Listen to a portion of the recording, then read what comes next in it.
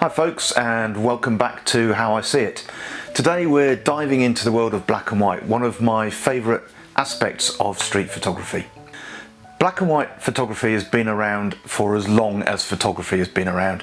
Given that photography was invented about 200 years ago now, for about 3/4 of that time the only images that photographers could take were black and white. There was no colour option. But now we see both colour and black and white. Lots of us shoot in colour and then strip away the black and white, and it gives us an opportunity to be more abstract in our images. A photograph's already an abstraction of the real world, because when we look at the world and we see all of this, we squeeze what we want it to into a frame, we make that our image, and then that's already an abstraction. If we strip away all of the colours that are out there in the real world, that adds a further layer of abstraction. And why would we want to do that? Well, because black and white enables us to show much more of the tone, much more of the contrast, far better examples of textures and things. It highlights all of those areas in our images. So it should really be a deliberate choice. What it definitely isn't is an opportunity to try and make a poor colour photograph look better. That simply doesn't work.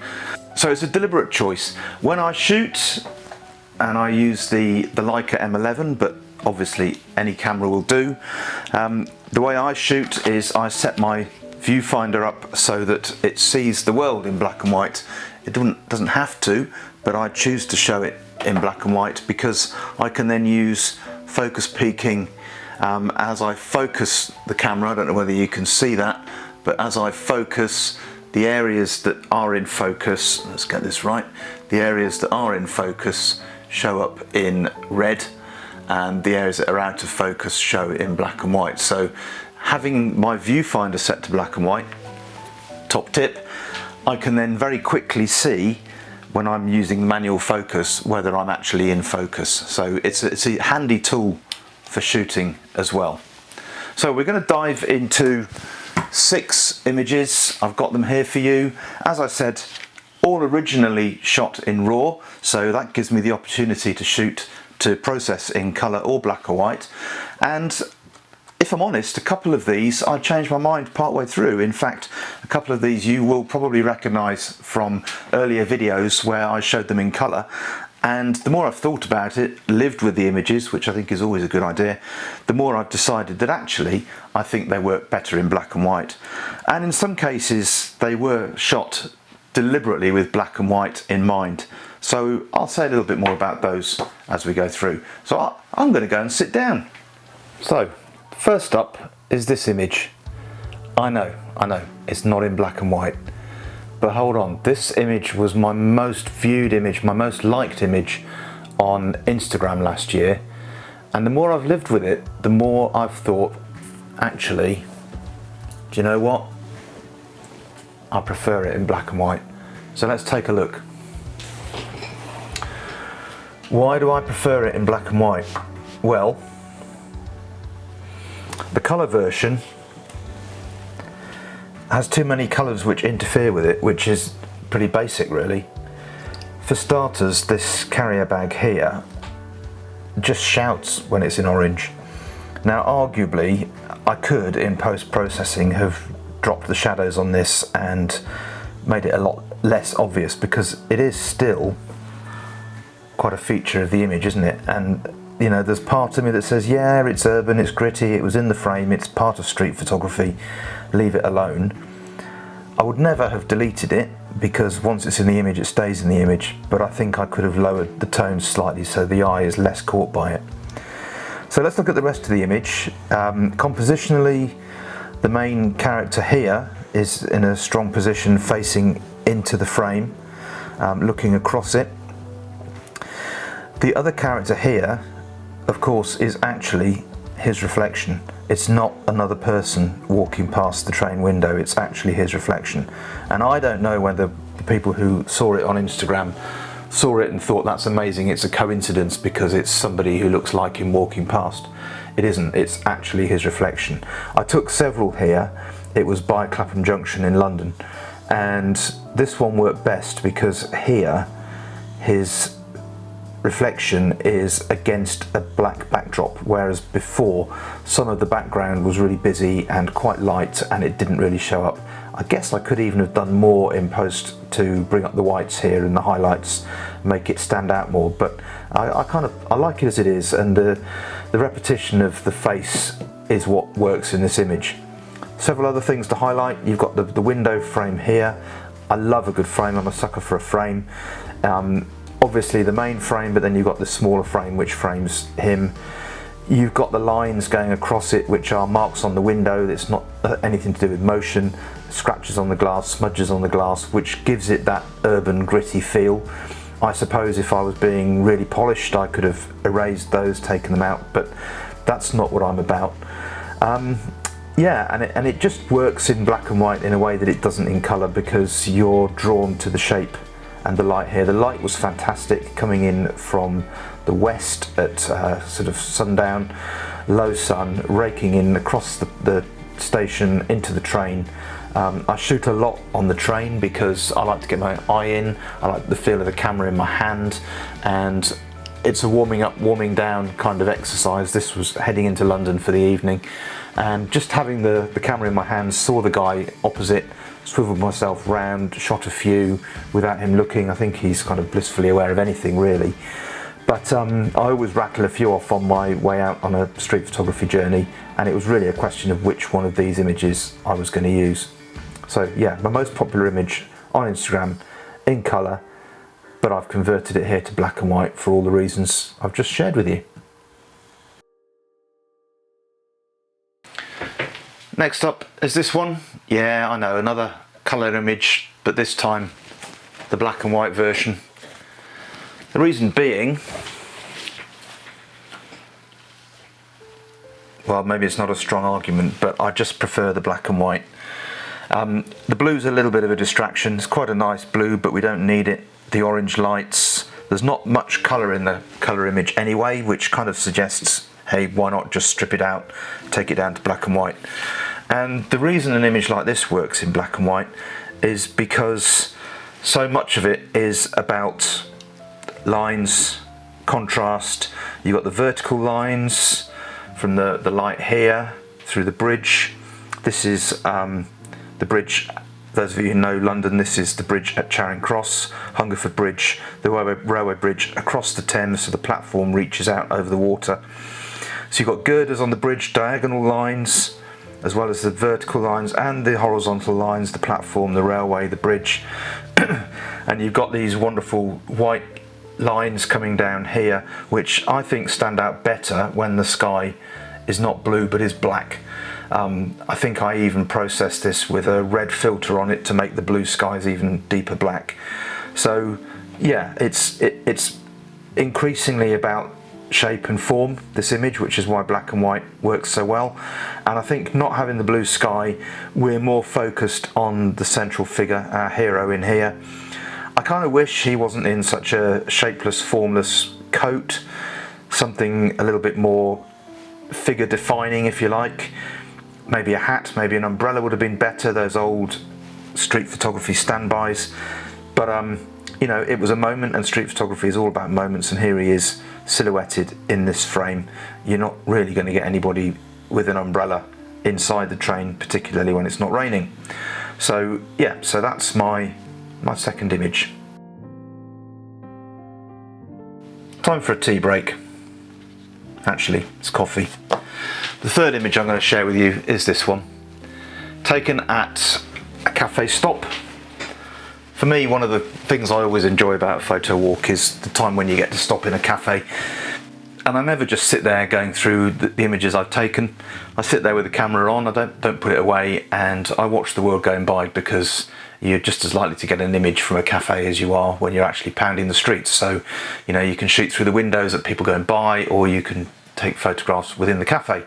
And this was exactly that. It's probably more of a still life than a street photography image, but that's okay.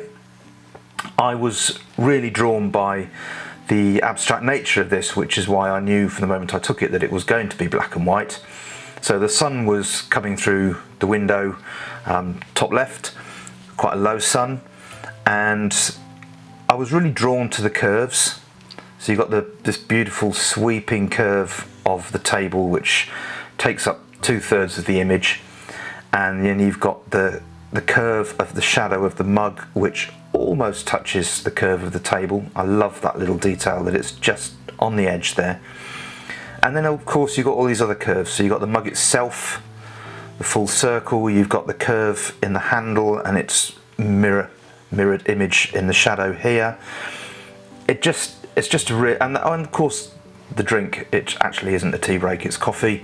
The coffee in the mug, it just works to me as obviously had to be black and white. I guess if I'm being hypercritical, this area here, this area here is perhaps a little bit of a mess and could be tidied up. I guess I could even have cropped the image to something like a square. I think that possibly is a stronger image, but currently I'm not a huge fan of square images. I do like that sort of 2:3, 3:2 ratio, but I could see that something like that, where the curve of the table almost meets the edge, would be quite satisfying, and it would also tidy up what I think is a little bit of a messy area here. And in fact, the more I look at it, the more messy I think this is, and now I'm thinking, idiot, why don't you just go back and crop it as a square? But anyway, so much of photography is subjective, and opinions change all the time, don't they? So this is my image as it is, and definitely one that I shot intending it to be black and white, and it works. This image, I think, needs a kind of Sinatra soundtrack. It's that sort of one more for my baby, one more for the road kind of thing.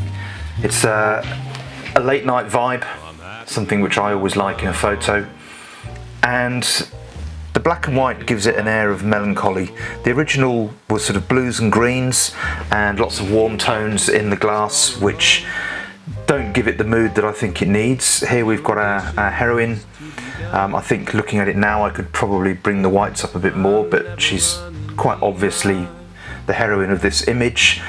All eyes are drawn to her, and she stands out in the contrast in a way that in colour she wouldn't, because there are lots of blues and greens in the bar and golden lights in the glass, echoing or reflecting in the glasses above her and around, which pull the eye away from her in her simple white waitress's top. It's a quiet moment, perhaps towards the end of the evening. She's got that pensive poise about her, pensive pose. She's deep in thought, she's perhaps had enough, whatever's going through her mind.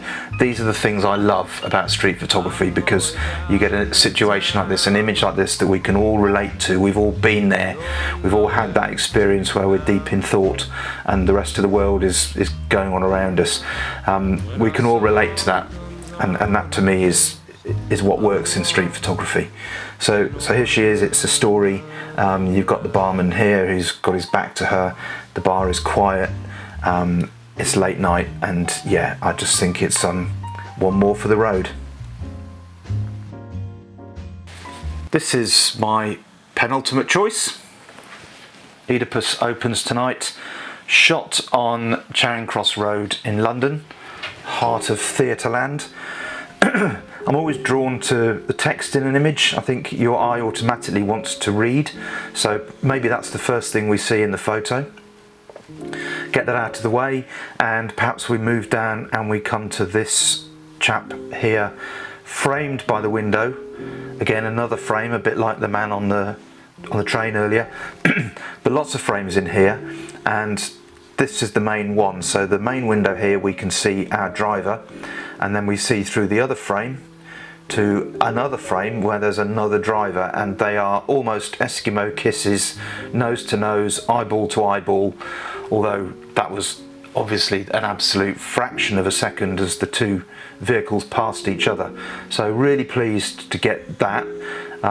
There is an argument that says you go in super close and crop everything else out and you just have those, but I like the other frames that you get in here as well. There's a person walking through this frame here, you've got some other frames in the other vehicle behind there, plus you've got the frames of the posters, of the billboards, the writing on the sign.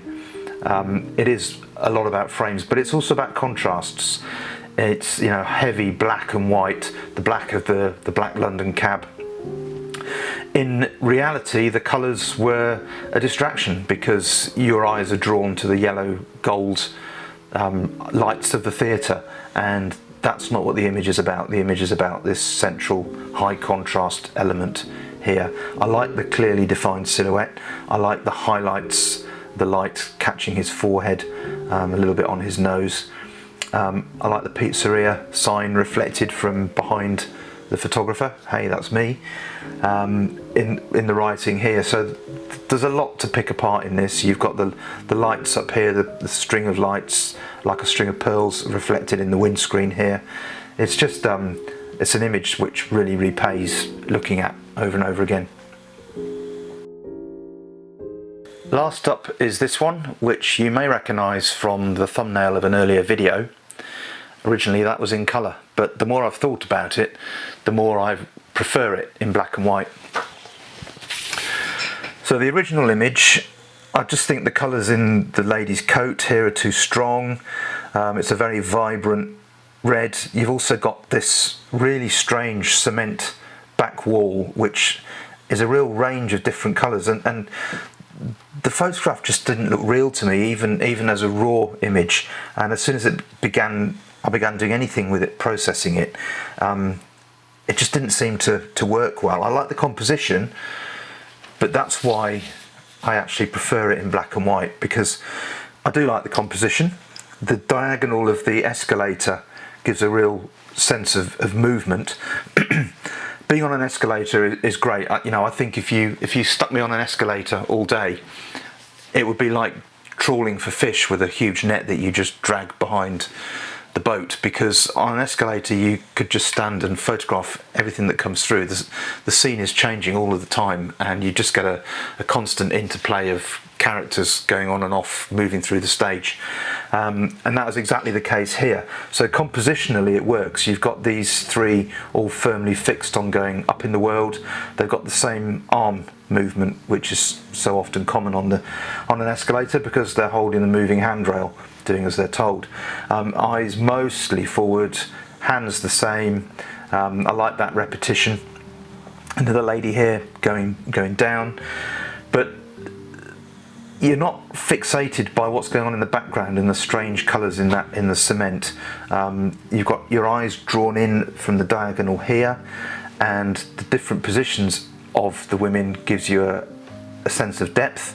So compositionally I think it works. I like the vertical lines coming down the walls behind, because they indicate that actually the photo this is an escalator and it is about the diagonal.